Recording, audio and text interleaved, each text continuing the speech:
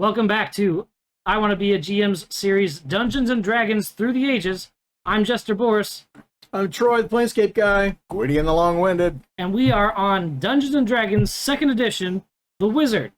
Three, say hi, Katie. 1, 2, 3. Hi, Katie! Big shout out there to Boss Katie, who's joining us for the first time on stream.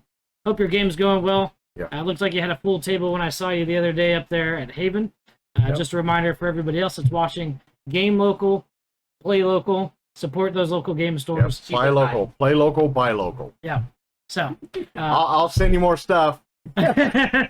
He means it. yes. Anyway. So, 2nd edition.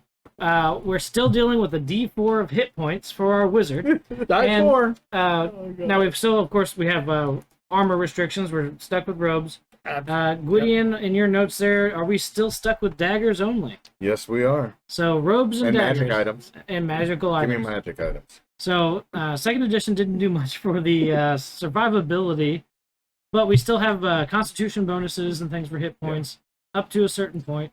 And we do see some actual caps on damage output, so kind of some nerf. Mm-hmm. So, Fireball is 1d6 per level, capped at 10. Yes. Capped at AD&D 10. 1, you could be a 100th level wizard. Yep.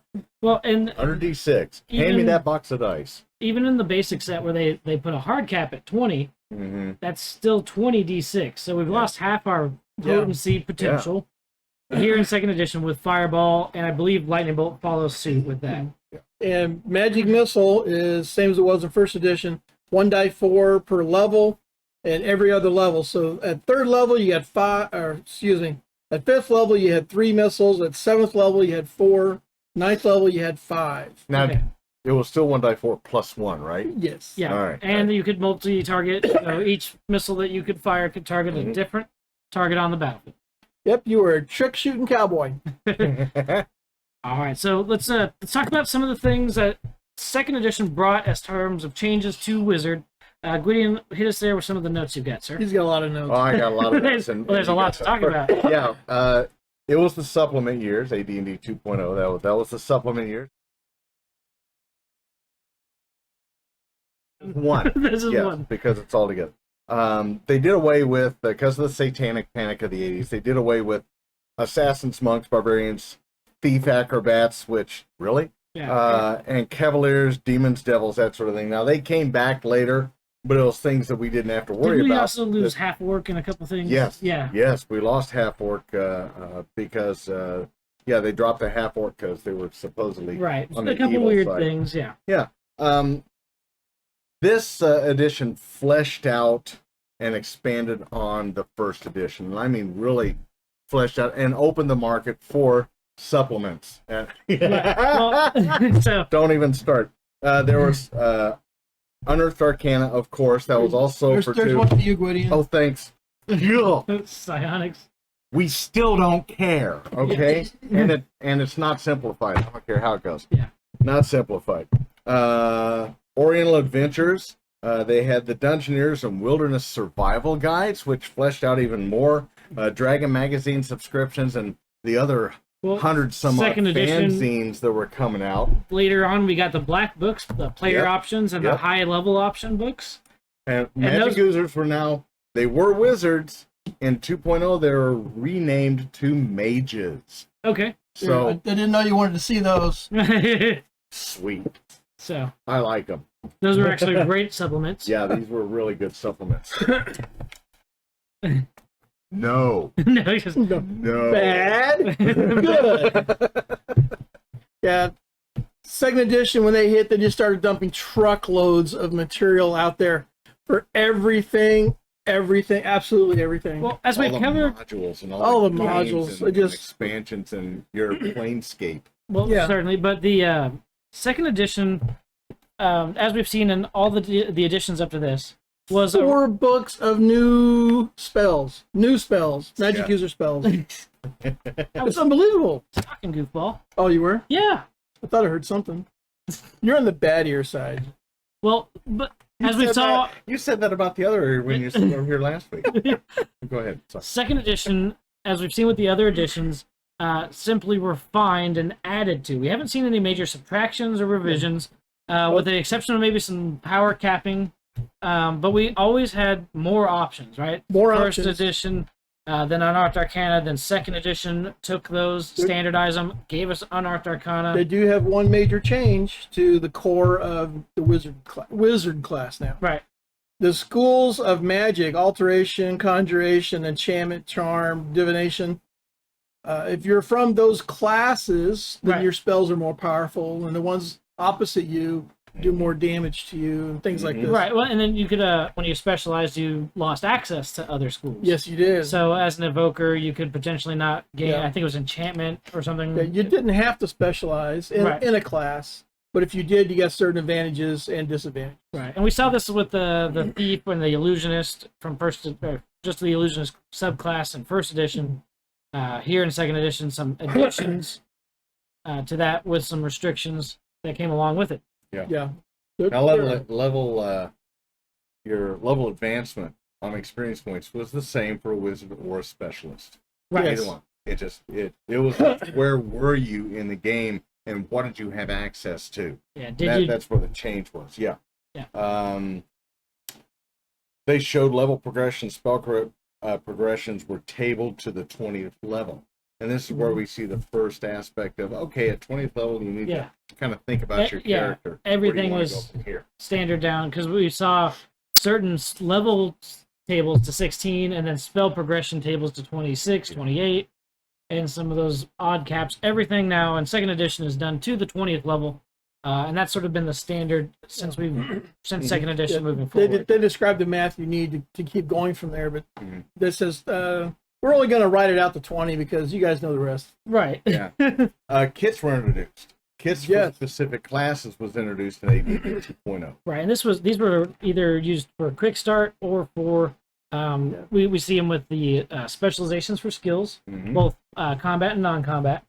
And so this you could build your basic archetypes through these kits, as well as your starting equipment and things of those nature to have a sort of tailor your character. We start to see some more character. What are these? Spell explanations. These are magic items. That's right, So, magic items. Only magic items. As Troy is extremely excited for these, let's talk about it. So this got a is set of the those, brand new. Encyclopedia Magica, Yeah. Magic items. and then these are the Wizard's Spells Compendiums. Yes. So 4 books of spells, 4 books of magic items. And this doesn't count all the stuff that we borrowed from other game systems like GURP, Yeah. Castle Falkenstein, which is a steampunk sort of setting. Yeah. This is official TSR content for Dungeons and Dragons. Yeah. And if you were playing a wizard, these made your game so much cooler. So the reason I get excited about this stuff here, this has odd spells and odd magic items because the items and spells that are in the hardback books are carried forward to the next generation, and those you can consider standard spells and standard items, right?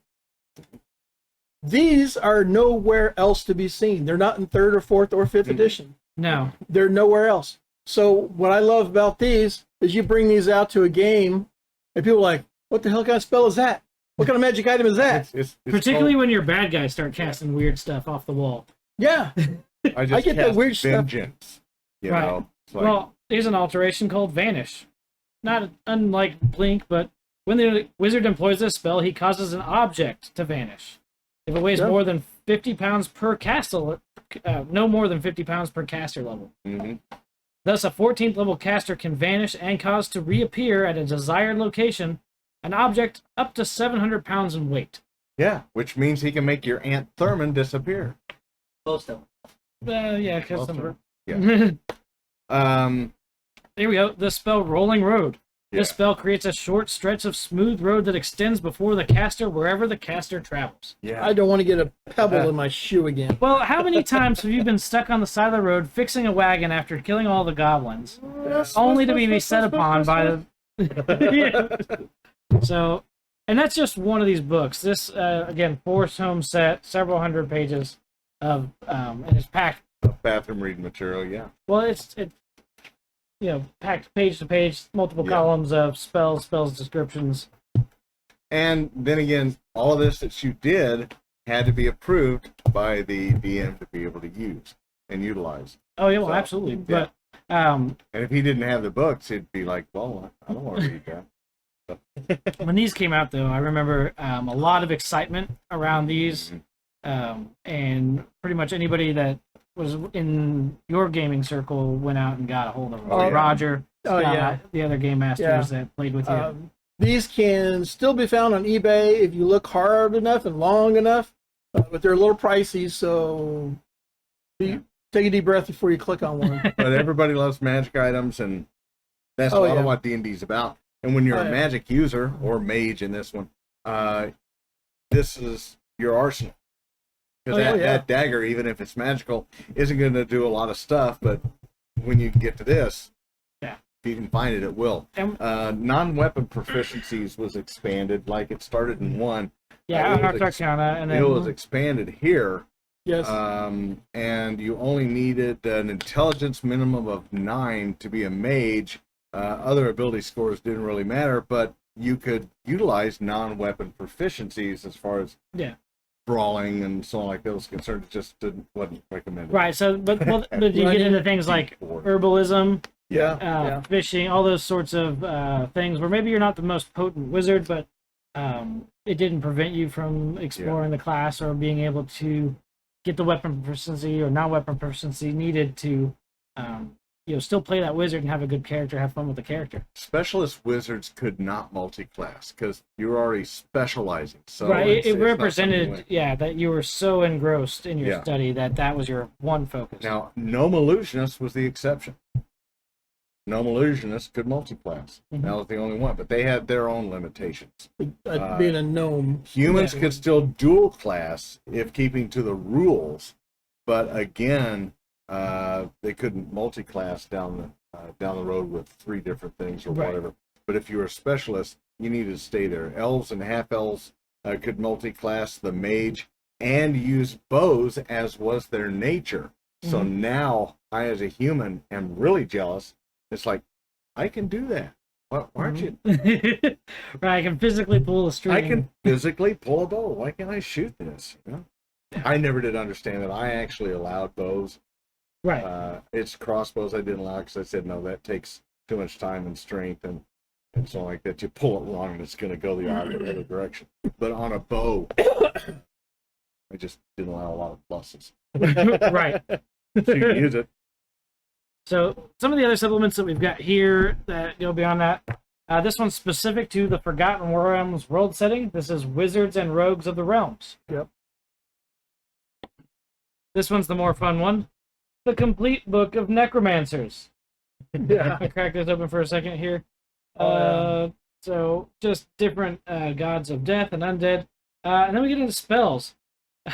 Wound Conferral. The spell is similar to the 4th level wizard spell, Empathic Wound Transfer. That's a new one. Except that it enables the caster to transfer the wounds between any 2 creatures, excluding the caster. Wow. Yeah. I remember bumping into that door. Seriously. Animate dead animals. Corpse link. Like, if you wanted to be a necromancer, there you go. Yeah. So, lots of interesting different supplements. As we built our characters, we got into, I want to be the gnome illusionist. There's the Thief's Book. I think there's an illusionist. There's a complete illusionist. Oh, yeah. So the Complete Wizard's Handbook, when it came out, it was billed, if you look in the upper right hand corner, it was PHBR 4. Yeah. So Player's Handbook, reference 4. There was so much in there that expanded and changed. It was more about posing questions to consider during the creation and expansion, than actually hard rules, lengthy explanations of tables and so on like that. Then these sort of expansions I would liken to some of the expanded player options you'll get in Xanathar's or Tasha's, things like that you'll see in 5th edition now, even the Unarched Arcana, as they get new pathways for your character to take or new skills, abilities, but not quite to the depth that we see in the 2nd edition and expansions. Yeah, now in the Complete Wizard's Handbook, this is the first time that bonus spells and acquired powers is introduced which become part of 5e's game mechanics. Right. So we see those here as parts of characters' background, like mannerisms, beliefs, family, birthright, later considered to be traits, ideals, bonds, and flaws. So this is where it is. 5e just kind of fleshed that out. Yeah. Take a good idea and really bring it into the system pretty well. So, Troy, one of the things that you did a lot was you played a blend of first and second. Was there a lot that, with these sort of expansions that were written for second edition, did they cause any trouble with first edition characters? Absolutely not. There's such mechanical differences, I guess you could say, Right. between first and second. There's just such minor things. Like we see, even the magic user, we got half a dice difference, Right. than the way that they're doing something. So the differences are, are just real minor, not even worth the trouble. Now, And that's why I did a blended. I did my homebrew in there as well to kind of ease between where things did Sure. miss. Now they had underwater casting in there on some of the spells because they expanded that. yeah, because we in were making that- jokes about underwater spells. and Yeah, stuff. they were talking about a wall of ice can be formed underwater, but immediately floats to the surface and bobs on the water, surface like an ice floe. Sure, yeah, because you're like, so- oh, it's a 10,000-pound glacier, but it floats. Yeah. it is. Lightning bolt was no longer a stroke, but took the form of 20-yard radius sphere. Yeah. So that would just shock, all the fish, send them up top, and so on. Oh, You can- underwater. Right, yeah, underwater, Underwater, yeah. So yeah. certain changes. Casting spells when a caster is impaired was, I thought, an interesting addition out of that book, when usually we just winged it. But Oh, now sure. they gave us stuff for consistency's sake when Yeah, when a 'cause wizard's impaired. we used to be concerned with, like, what are your verbal only? Because if you're tied up or bound, you don't have a semantic component. And your material component may or may not be accessible. Yeah. So impairments, Yeah, we're they dealing with, expanded it and just set it out. Here's what happens. Here's what you can and can't do if this is occurring with your character. right. One of the things we get, they brought over just the basic explanations we got for the multiverse, planes of existence, things like that, in the second edition, until we got a hold of Planescape and some of those things. Gwydion, you remember playing with Dad? One of the things that was interesting about it was when you start bringing characters in from the different editions of Dungeons and Dragons, as coming from Faerun or Greyhawk or Dark Sun. And you start blending, like, oh, this guy understands magic this way. That's why he has these abilities. This guy, however, understands and controls magic differently. Yeah, our Wednesday night game actually is 5e, and everyone has a Fey heritage. All of us have a Fey heritage, so this is something new to me, because I'm used to everything else. So I'm playing, which is also new to me, instead of DMing, and 5e, and so you've got a Fey trait that shows up at about third level. That comes up, you can mess with it. Now, for me, my little dwarf carrot stubborn stump, I picked a Fey that would allow me at third level to jump like 60 foot in any direction because it's funny. So that's the whole reason. Then I got boots of striding and springing because it's funny, Right. and allows me to keep up with everybody. But yeah, with the expansion here, being able to work with a character from Dark Sun, Right. that doesn't play the magic game, having something come in from the Fey side and so on, was something new, and having rules to be able to work with this Right. made all the difference in the world, because again, so many times we're just winging it. Yeah. But we got Anybody watching this that's not a GM, we don't wing it. We know exactly what we're doing at all times. yeah, my note says more than sexy goblin question mark on the back. That's right. Thank you very much. But Troy, you did a lot of that when you had players that would join your game that had characters from different game systems. We see a lot of these expansions and a lot of the world settings. So, Ravenloft does magic differently than Faerun does, and so on. Yeah, we had the big campaign that I played for many years. Scott, he ran Ravenloft. Yeah. And Roger ran Dark Sun, and there's one other guy, can't remember his name, but he ran Forgotten Realms. And so I was running Greyhawk and Planescape, And the thing you do with Planescape is you plane travel from place to place. Yeah. And so as everybody is chasing down the bad guys and trying to do this and do that, thwart their plans, they would wind up plane traveling from one place to another, sometimes not when they expected to or planned to. And when that happened in the middle of a game night, I would close up my books, stand up, go set my stuff to the side, and one of the other guys took over the game in their world setting, Ravenloft, wherever. And we had this planned out for many months in advance as to where the storyline was going. And the hardest thing for the 5 of us to not do was to spoil the end game. Oh, right. Because what it was, where it was headed, who was actually doing what, the why, and all the stories. But it was so much fun because the group plane travels.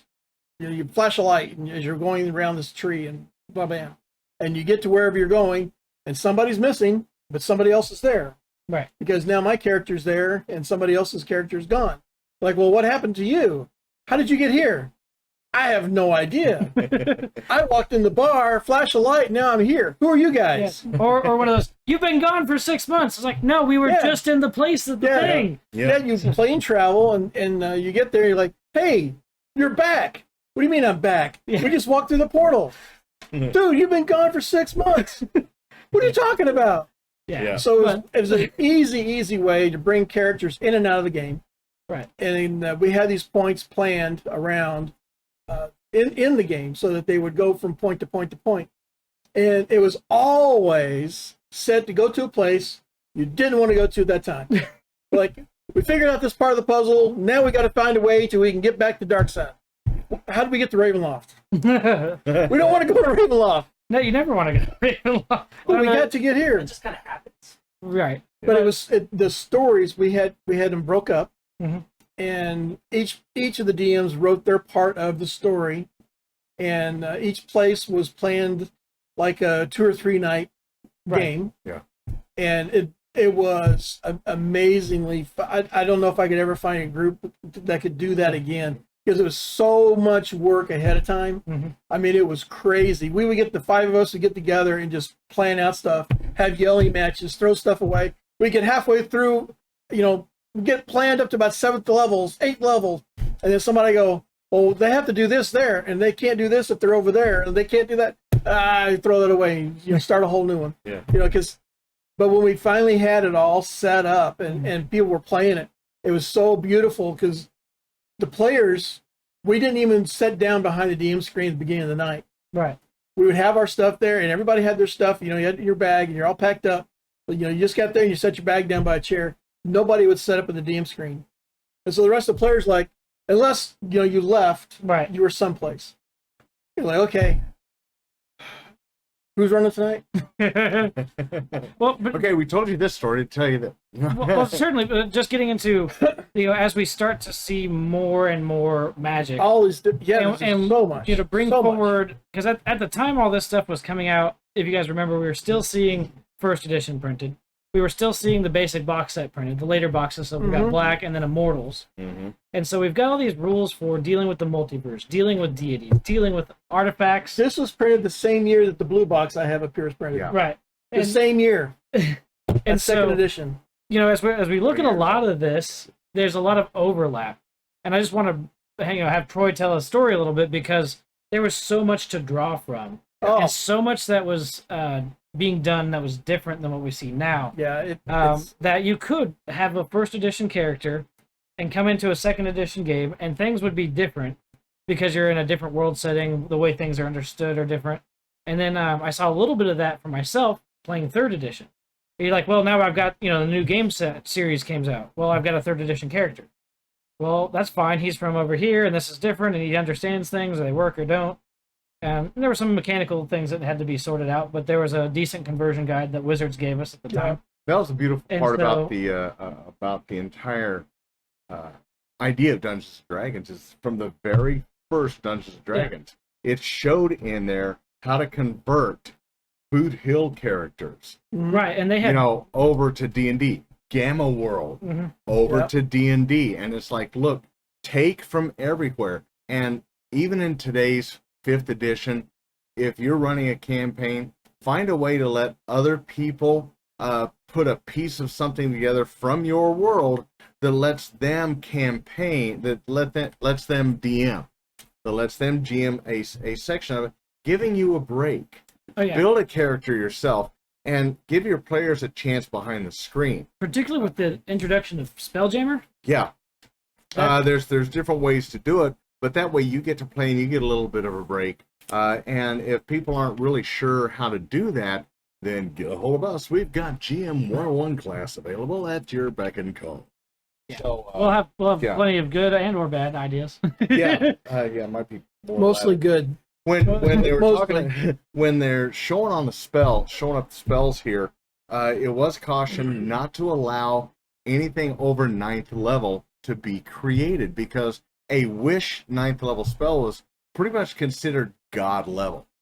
And, it was... So you could alter reality. Yeah, you could alter reality with it. And they didn't want you taking it beyond that point, thinking, this is the upper end of spells, create something under it. Right. And work from there. So they did caution you on that, and give you a cap. And that was... it was nice to have some boundaries to work with them when they started to give you boundaries. so many different crowns to color with. Crayons to color with. I like that. Yeah, because some of your barbarian players eat them, and you have to keep buying them. Now, as far as creating spells and having a place to go and all these other things, Wizard's Laboratory and Alchemy wasn't really fleshed out in the second edition perfectly, or in the Wizard's Handbook perfectly. Right, we had to rely on a lot of the older stuff. It was given suggestions, processes, and elves could come in and help create parts of your laboratory, and that's where some of the other supplements said, hey, we can build on that. Right. And so we got those. More magical academies and wizard organizations were introduced. Psionics was removed, like, say, from the PHP. Thank you. Right, yeah. It's was Psionics included in second? Because we know it was pulled out of later printings of... It was just the book. It's like, go by the book. Yeah. Attack matrices on the Player's Handbook, page 91. For THACO was changed to group level versus the attacker. Okay. Yeah. So all first level characters had a THACO at 20 regardless of the class now. So even though we were, only 4 hit dice, we're all the same. So right. Fighters and all the way up. So what they did was they tried to level the playing field in some areas, even though we were still an easy kill. They tried to level the playing field and make it a little bit easier on the Dungeon Master or Game Master, depending on what you prefer, in the system itself. Now, Mage's arsenals in second edition expanded. It consisted of daggers, staffs, darts, knives, and slings. There we go. And you couldn't even touch a magical sling in the basic set. No, if it wasn't like if 6 it inches wasn't a and dagger, 20, yeah. Now, we still homebrewed and allowed bows, but that's us. Mages could have a single spell book, several books to carry, or scrolls. Weapon proficiencies were intended for tournament play, and with it, non-weapon proficiencies being optional in game play. Weapon specializations were reserved for the fighter class only. Yeah, so that's where you get your multiple attacks. It's like, I want to be specialized in dagger or sling. And they're like, no. I like how they say this. Other weapons allowed are darts, knives, and slings. Weapons that require little skill, little strength, sometimes both. I'm sorry. We have seen Dov take a sling and one of those ancient wooden arrows. I can't remember what those things are. No, wood. I know the one you're talking about. And use a sling and put it through a metal shield. I mean, through it. That was an atlatl. It was this little bolt. Right, it was a little atlatl. Like yay big around, Right. Yeah. That's what it's called. I figured that was the long ones. Well, there's the two long different. stick with a shorter stick. Yeah. Okay. No, Nomenclature of pole arms by Planescape got. It's an atlatl. I remember things that have a silly name like that. Right. Yeah, it's an African weapon used to hunt and take down anything for up to 100 yards or more. Yeah. Right. and it's Now, deadly in somebody's hands that knows what they're doing. back to 2. To what? Everyone Everyone against schools, man. everyone could have a secondary skill and a non-weapon proficiency, but unless you're working with full backgrounds and downtime play, they really weren't necessary. Yeah, and some we of that generally use those for NPCs. right, and you'll see where some of that ended up as feats in 3rd edition, and then that got pared significantly down when we see it come back in 5th. But as we see it now in 5th, it would be considered all combat proficiency type stuff. Yeah. New initiative modifiers. Right, and we had an those alternate initiative rule that so there was a couple of systemic seemed things to that harm more than it did to help. right, Well, but this is where my Die 10 optional initiative came from Yeah. right, that I like to use. but it's like if we're dealing specifically with wizard here, we've got not a whole lot in terms of change, but we did have just a ton more options, and sometimes that could be a little limiting when you have now 194 spells to 2,000 spells, Yeah. and you can still only cast 4 first level spells a day. It Or, well, at 5th level, okay. if you survive that long. Yeah. So one of the things I did with all this expanded material for our magic users, and there's a lot of material similar to this for clerics as well, but for the magic user material, a Dragon Magazine came out with a article about a university for magic users. Oh yes. And there's 2 different articles that they did, and I combined them and created the University of Magehome. And if you were a Magehome Guild member, you had access to this material. And so when you made level and you're gonna get to pick your spells, Yeah. you as a Magehome member got to look through this books and find your new spell for your next level. And that's how I introduced this material into the game. It wasn't just randomly open to everybody. Sure, and when you have supplements like this, thematically, you might understand that the player's handbook is what's generally known or Right. could be known about magic as you study, It's the basics. and then this is the deeper study, college level. Yes. And then thematically too, you'll see things, particularly in Faerun, where they have the Red Wizards of Thay. When we meet up with them, they've already turned their nation into glass, but There are they had specific spells and abilities like the Drow, and the way that they practice magic is different. there are magic items in these 4 books that are specific to Forgotten Realms and Greyhawk Mhm. in there. Yeah, because those were the big 2 at the time. Yes. Now we don't see much about Greyhawk, but No, we are expecting to Shakespeare's see a new book later this year, announced by Wizards of the Coast, as well as Planescape. So keep your eyes out for those guys. Those will be cool. Now for another installment of Better Ways to Kill Us, the Magic User. Oh no! Dragons were increased in strength and power to make the title monsters of the game more serious challenge to players, because they were big and dangerous and so on, but they were still able to be killed by a good party and so on, and they wanted to stop that. And although fiendish and angelic creatures were removed from the game, as was the ability to summon them, they were later renamed and placed in the outer planes of existence via the Monstrous Compendium, which was a monster manual that had separate sheets and so on like that. And as a last note from Gwydion the Long-Winded, no, I'm not going home after this. Just last note here on place a great round of indifference went up from the crowd. So they placed the most useful tables together rather than just here and there in the book with items and spells and everything on pages 245 to 248. And I think that was one of the most wonderful things that they did. Yeah, you actually get a good reference section. Yeah, you have a reference section. Outside of having to... I think Gwydion might have died again.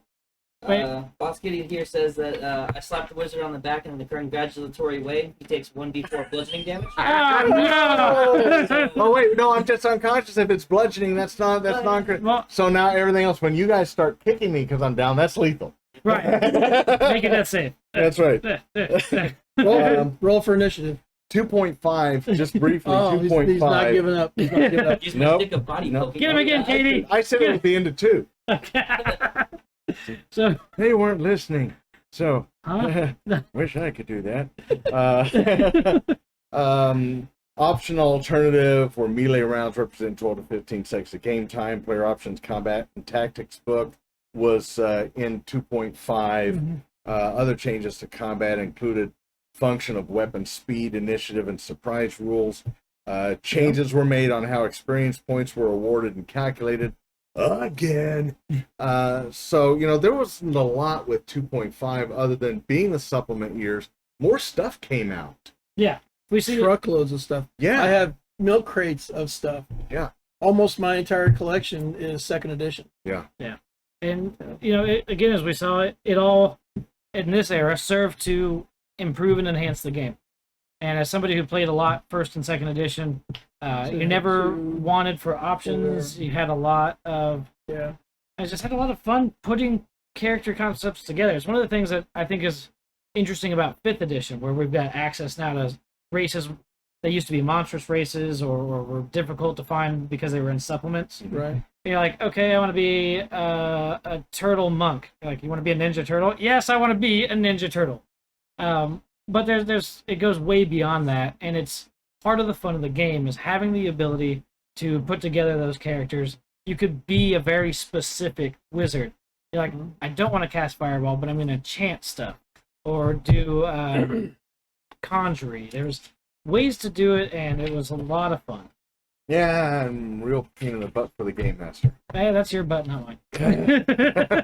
That's a lot of butt. Yeah, person That's a lot of butt. All right, take us out. You guys have any other things you want to highlight about Wizard and second edition? Or second edition generally? Second edition is my favorite edition. It's Planescape. I love Planescape. So. Yeah. If you see us out somewhere at a different game store or something, or we're going to be doing a live event, come up and talk to us, because all the material that I have, Gwydion has, sometimes we travel with at least some of it. Yeah. We're glad to show it off to you. I've been doing this since it came out. Yeah, I'm that old. Yep. It's not gray, it's crown molding. Go ahead. So, that's going to do it for second edition, D&D Through the Ages, The Wizard. So, again, like, comment, share, subscribe, do the hokey pokey. And we'll see you in just a few minutes as we break out the books for third and fourth edition here on D&D Through the Ages Part 4, The Wizard. I'm Jester Borris. I'm Troy, the Planescape guy. I'm still Gwydion the Long-Winded. Yes, he is. So, we'll see you in just a minute.